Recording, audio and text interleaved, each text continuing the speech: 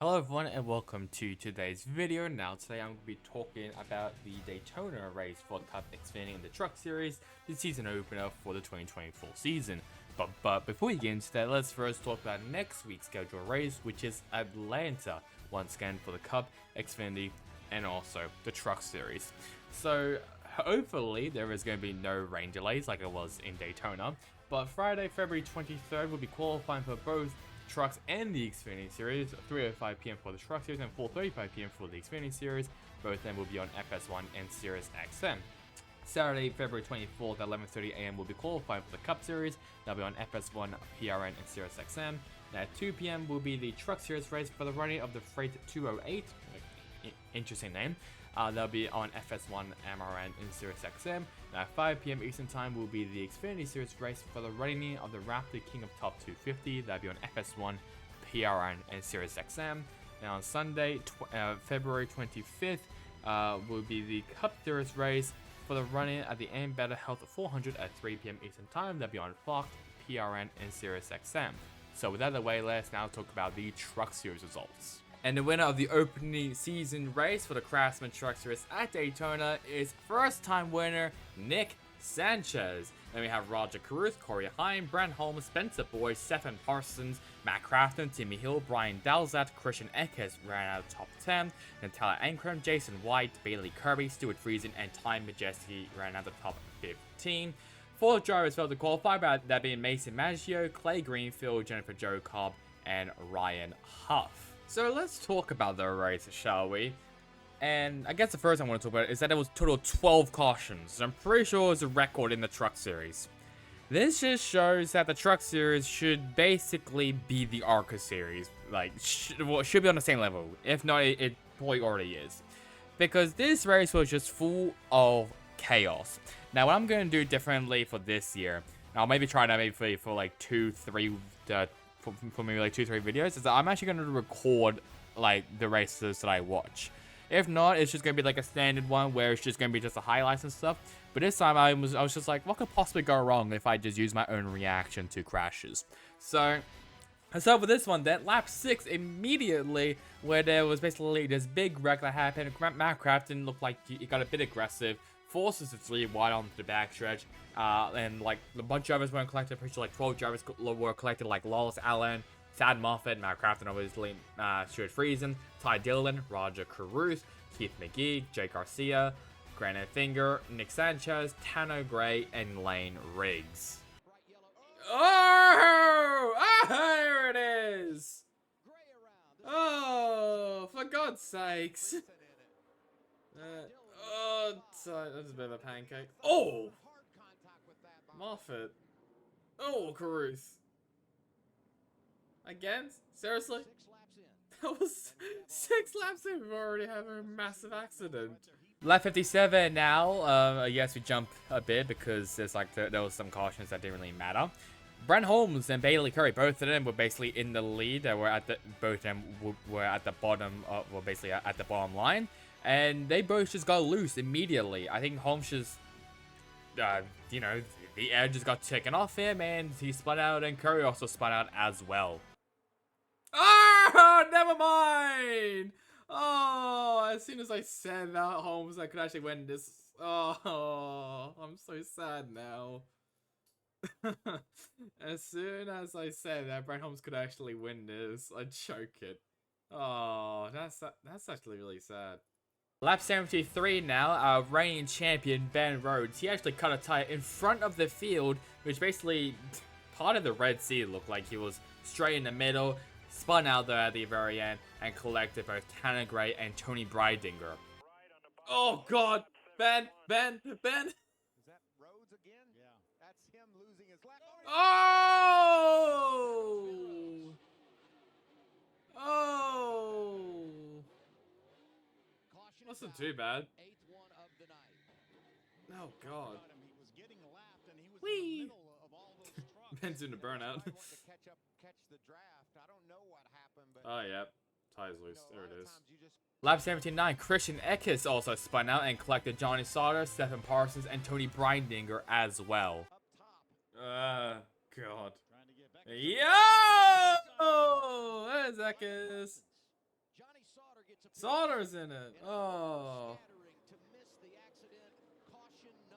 That's not too bad actually. 3-car crash. Not too bad, but still.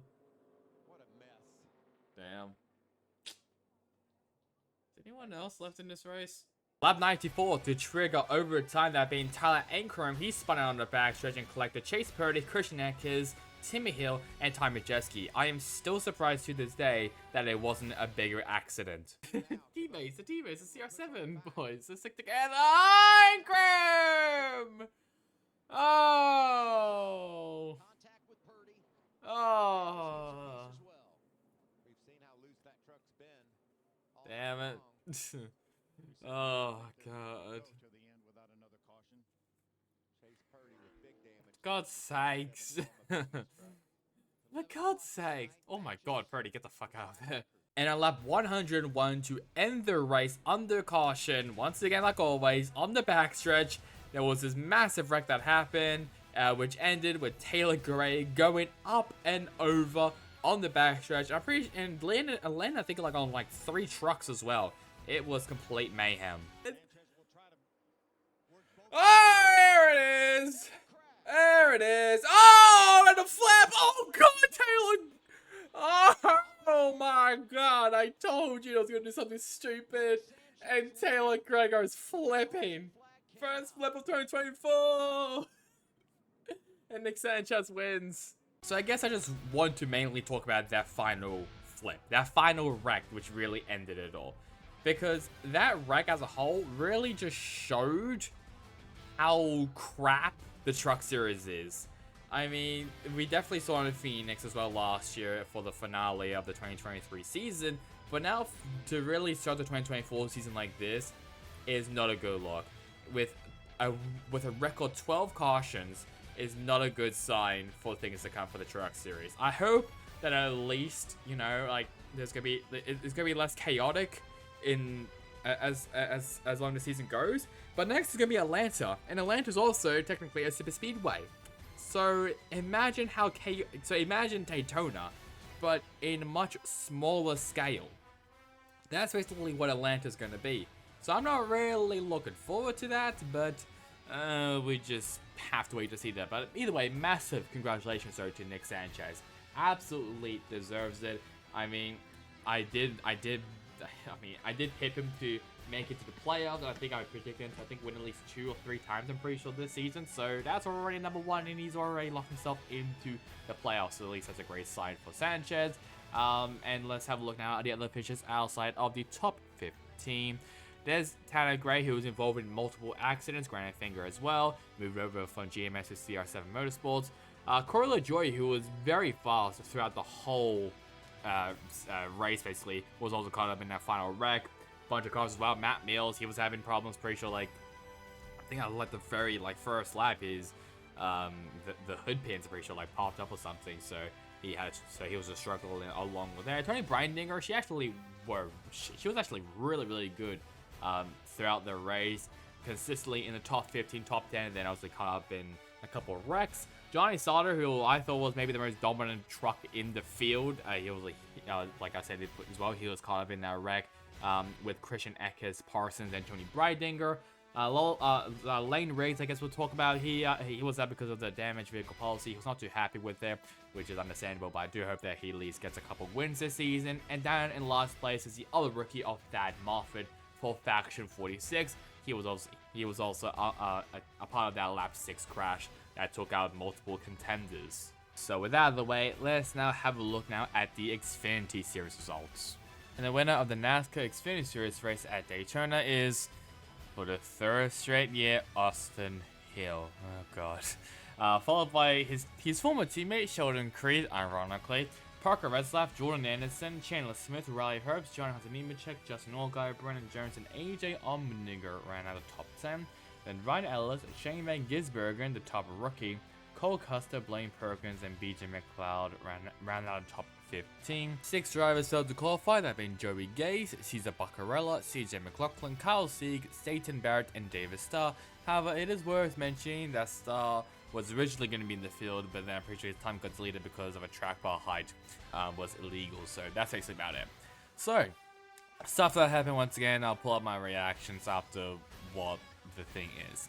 So lap 23 for us, there was a stack up on the outside lane. Daniel Suarez slowed down but got apologized by Kyle Weatherman and collected Haley Deegan and Sam Mayer. Caution! Oh, Mayer! Oh! Oh! Who's that? Is that Ryan Sieg? Is that Sieg? Oh, it's Deegan. Is it? It's Deegan. Oh, yes, it is Deegan. What the hell happened?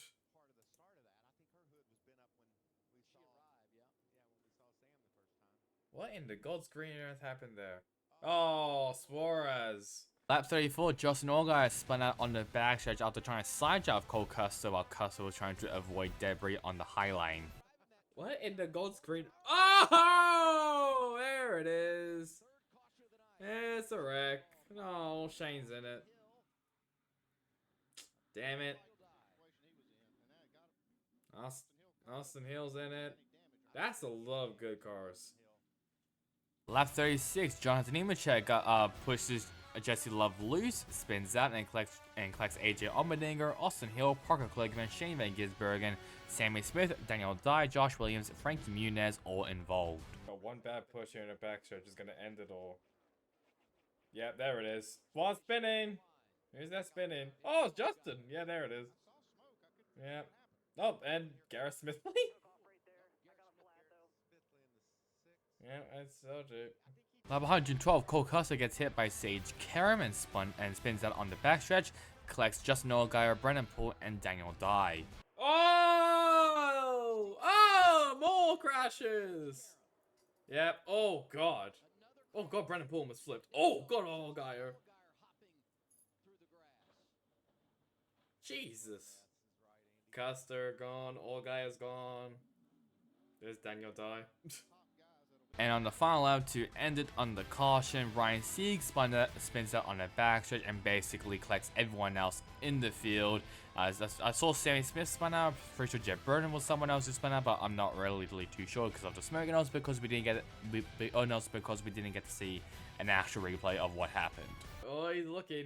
Oh, there they go. Yep, there goes Ryan Sieg. All right. Great. Great. Fucking great. Fucking great. I fucking hate this. Wait, you know... Huh?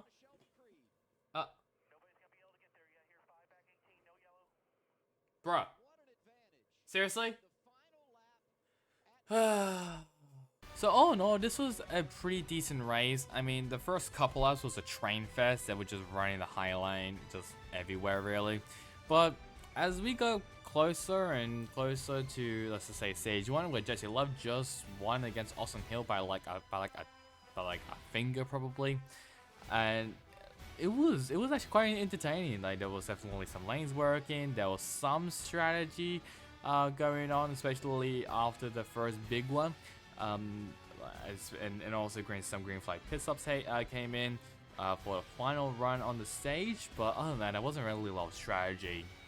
It was just jockeying for positions. It wasn't as Demolition Derby as like the Truck Series, for example, but it was still chaotic, we'll say it. I mean, all three of these series had interesting endings, including the ARCA series had very interesting endings to the race. I think all of them were actually ended on the caution, so it definitely sucks that we couldn't actually get to see who actually won from actually racing without a caution. But it is how racing is, so it is a bit disappointing there. But either way, this also shows well how amazing Austin Hill is in super speedways. Once again, we're going to Atlanta, which is basically a super speedway, so Austin Hill may probably win that. So if it is and basically if a super speedway somehow ends up to be the final four, expect Austin Hill to just win the championship every single time. So yeah, we do have to get used of Austin Hill winning again in super speedways. It's kind of something that we need to get re-used to, because for a while we were chilling, but now it's happening again, and I'm not really too sure how to feel about it, to be honest. But it is what it is, I guess. So let's have a look now at the other pitches outside of the top 15. first off, let's talk about some drivers that deserve the shout out, like Natalie Decker in 18th. She actually led some laps. The first woman, pretty sure, to lead laps in the Xfinity Series since 2013 with Danica Patrick. Pretty impressive there. 7 laps that she led, so very impressive there. The pollster, Jesse Love, he caught up in the lap 36 wreck, and he just couldn't come back from that, I'll be honest. Ryan Siegel was caught up in that last lap wreck, pretty sure as well. Sammy Smith, Anthony Alfredo, Parker Kligerman had a horrible day as well. Jeb Burton got spun out twice by Shane Van Gisbergen, which I find pretty funny. Down Dye, he was part of like 3 different wrecks, I swear. Sage Cameron was part of that accident in lap 112. Leland Honeyman was also part of a wreck as well.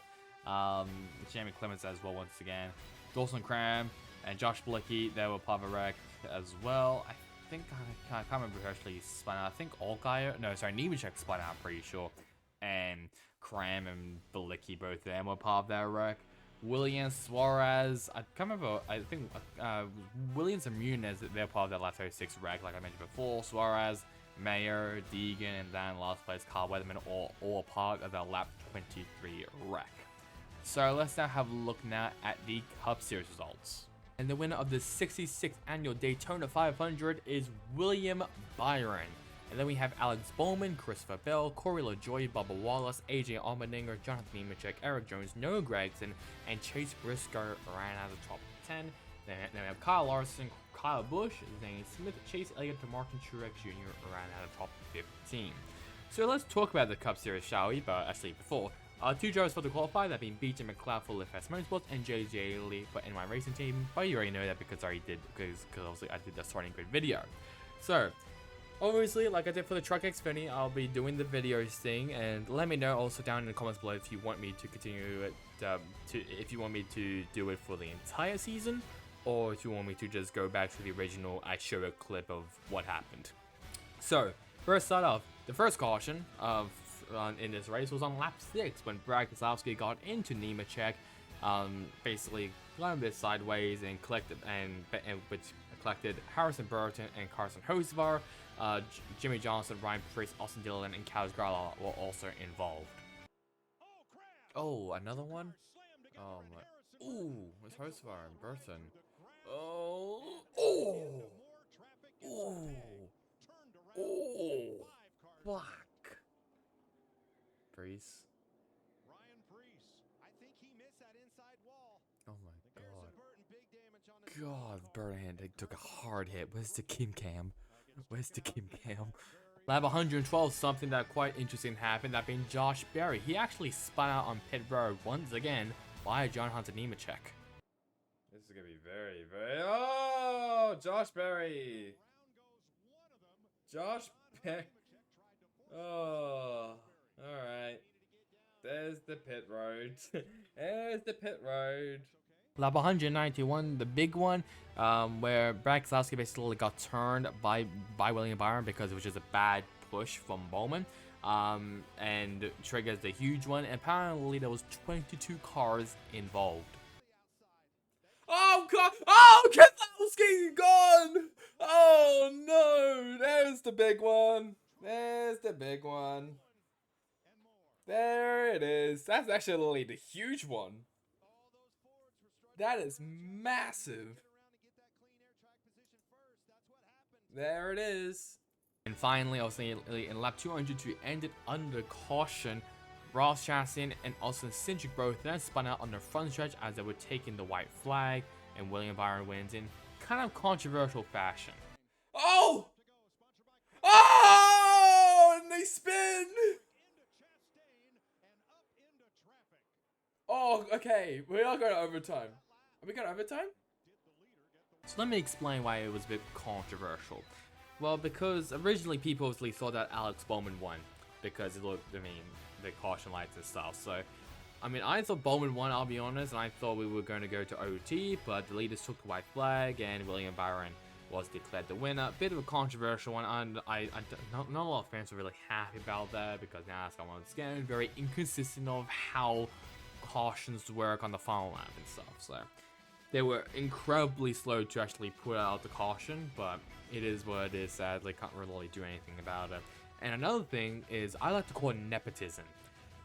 Because I'm pretty sure today, as I'm recording this on the 2nd of February, which is probably the 19th over there in America, in Florida, I should say, it was when Rick Hendrick founded Hendrick Motorsports. So there was some nepotism that, it creates a good storyline, like William Byron wins on the day that Hendrick Motorsports was founded and all that other stuff. I'm like, I hate it. I mean, obviously it is just pure luck, obviously, but it is still just not a good sign. I mean, there was nepotism obviously on the Xfinity series and Austin Hill one with United Rentals and stuff, so I'm just like, I wouldn't say it's rigged, it's just a bit of nepotism, and it was just pure coincidence mainly. It was mainly just coincidence, but I like to say nepotism because it's more funny that way. But all in all, it was actually a good race up until the final couple laps, where it was just a demolition derby. But it was actually a great race. I mean, there was like some strategy involved, especially with like the outside lane was working quite a while, and like a couple cars were trying to make the inside lane work. It kind of worked, and like the middle lane was just when like the middle lane was formed, the inside lane became non-existent. So it was actually interesting. Definitely a game of chess, obviously, as most super speedways are. And luckily now we're going to another one, so it could be much more chaotic, which is what NASCAR really wants. Well, no, it was a good race up until the last couple 9 laps, we'll say, until it was just alternated. It was just turned up on its head. So yeah, it was a good race, but I mean, it was a good race, and considering that there was two jet dryers basically colliding with each other before the racing started, that was pretty funny. So at least it gives a little bit of nod to 2012 when Juan Pablo Montoya spun out and hit the jet dryer. So here are the other finishes outside of the top 15. Denny Hamlin, I'm pretty sure was caught up. I'm pretty sure got a bit of lap 191 wreck, so he finished down in 19th. David Reagan, I think he was, yes, he is that. He is the highest open car driver. He was actually running like in 2nd place at some point. So good job from David Reagan. Jansen Cindric, obviously they obviously collided with each other. Justin Haley, he was running 2nd place as well behind Joey Logano, which I'll get into him later. But he was running really well until some stuff happened. Anthony Alfredo was just kind of screwed over. Jimmy Johnson was caught up in that lap 6 wreck. Blaney, Stenhouse, Logano, Keselowski, Suarez, Gilliland, Lindell, all part of that lap 191 wreck. Michael McDowell pretty sure had electrical issues or something. Austin Dillon, I can't actually remember what happened to him. Actually, he was part of the lap 6 wreck. Kaz Grala, Harrison Burton, and down in last place, rookie Carson Hocevar, all of them were part of that lap 6 wreck. So let's now move over now to the Truck Series standings. So here are the standings after the Truck Series race at Daytona. Tyler Ankrum is the championship leader, and then 1 point behind Nick Sanchez, and Christian Eckers, Brent Holmes, Matt Crafton, Corey Heim, Ty Majeski, Roger Caruso, Spencer Boyd, and Bailey Curry ran out top 10, and Stafford Parsons and Timmy Hill in 11th and 12th. Nick Sanchez, pretty sure, is also the only lead driver to have locked himself into the playoffs after his win at Daytona. And let's now have a look now at the Xfinity Series standings. So here are the standings for the NASCAR Xfinity Series after Daytona. Austin Hill obviously in the lead, 11 points in front of his former teammate Sheldon Creed.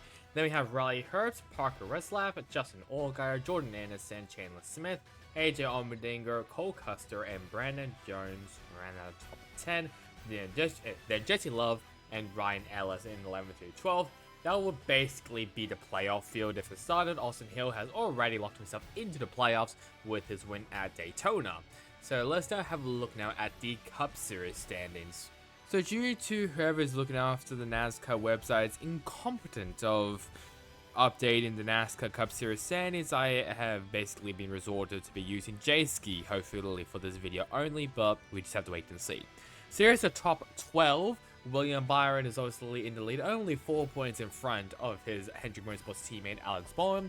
Then Christopher Bell, Chase Elliott, Bubba Wallace, Jonathan Nemechek, Kyle Larson, Kyle Busch, Eric Jones, Corey LaJoie ran out of the top 10. then Austin Cindric and Denny Hamlin in 11th and 12th.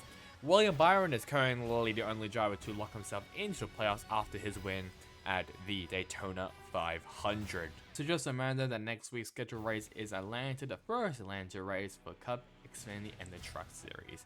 So now I'd like you now guys to like, comment, and subscribe. It would really help me, especially on this channel, as the 2024 season for NASCAR has now officially begun, and look at as well for some videos on F1 as well. So that's really bad for me. Hope you guys enjoyed it. Catch you guys for next time in the next one. Goodbye.